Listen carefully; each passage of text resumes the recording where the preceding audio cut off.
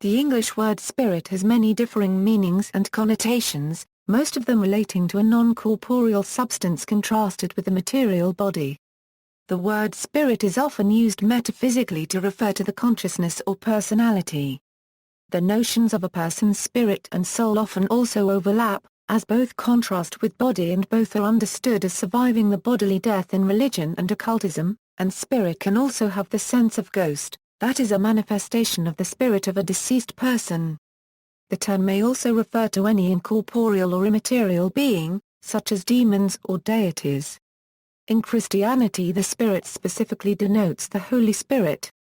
Etymology: the English word spirit comes from the Latin spiritus, meaning breath, but also spirit, soul, courage, vigor, ultimately from a Proto-Indo-European, pi. It is distinguished from Latin anima, soul. In Greek, this distinction exists between pneuma, breath, motal air, spirit, and psychor, soul. The word spirit came into Middle English via Old French. The distinction between soul and spirit also developed in the Abrahamic religions, Arabic nafs opposite ra section. Hebrew neshama or nefesh opposite ruach and ko 1/4, o, as well as cognate words in various Semitic languages, including Arabic, also preserve meanings involving misk, air phenomena, breath, wind, and even odor. Metaphysical and metaphorical uses: English speakers use the word spirit in two related contexts, one metaphysical and the other metaphorical.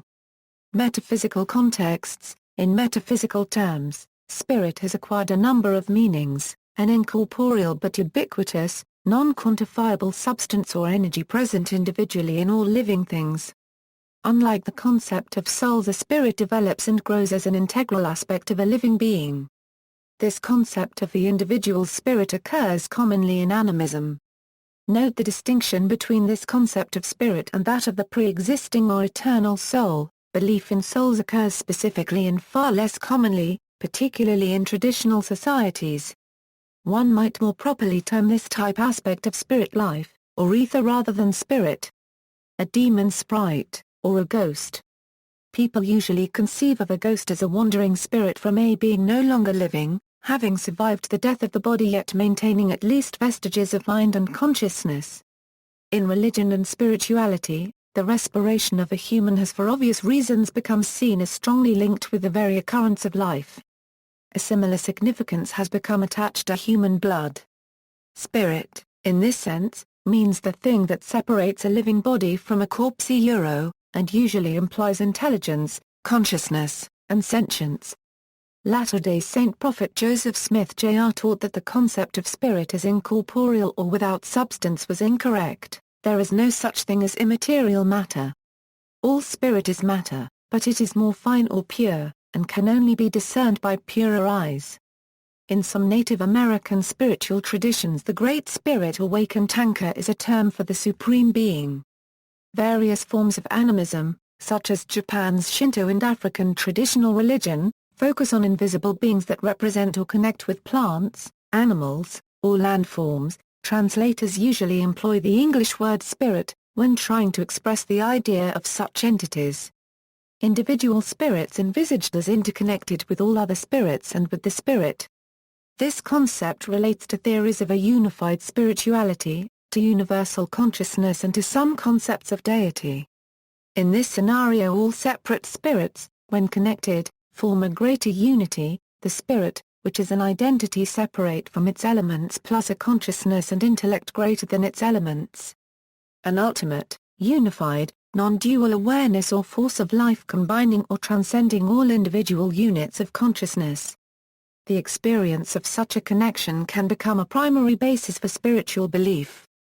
The term spirit occurs in this sense in Anthroposophy, Aurobindo, A Course in Miracles, Hegel, Ken Wilber, and Meyer Barber. In this use, the term seems conceptually identical to Plotinus's The One, and Friedrich Schelling's Absolute.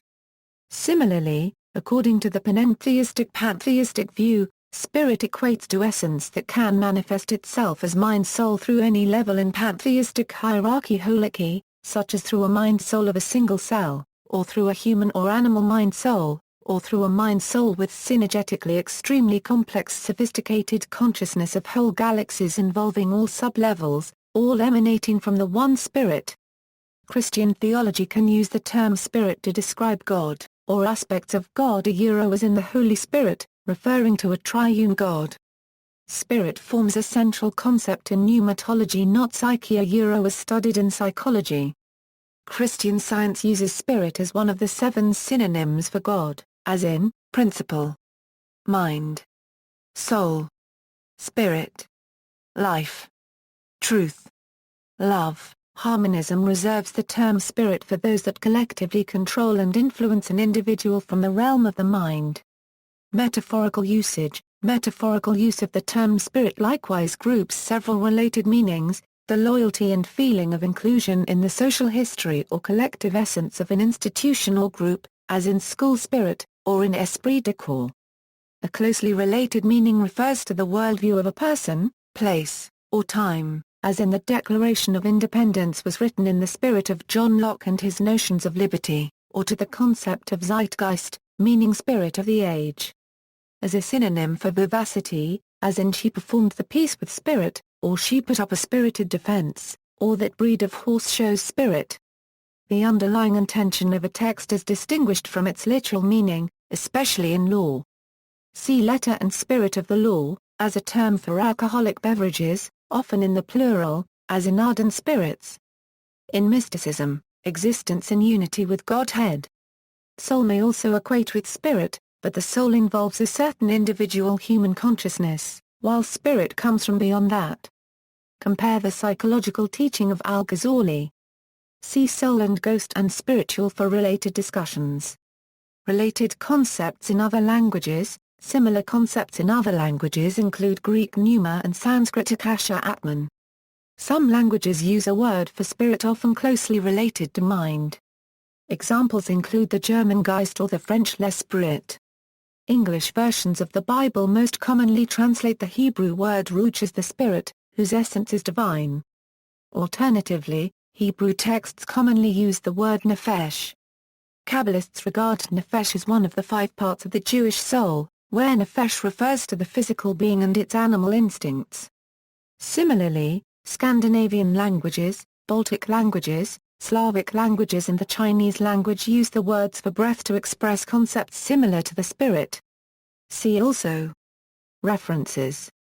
Further reading.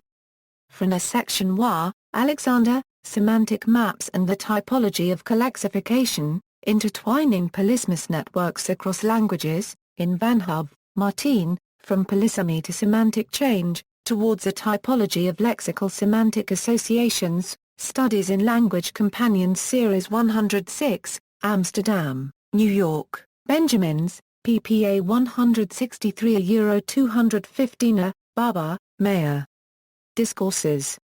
San Francisco, Sufism Reoriented. ISBN A1-880619-09-1A.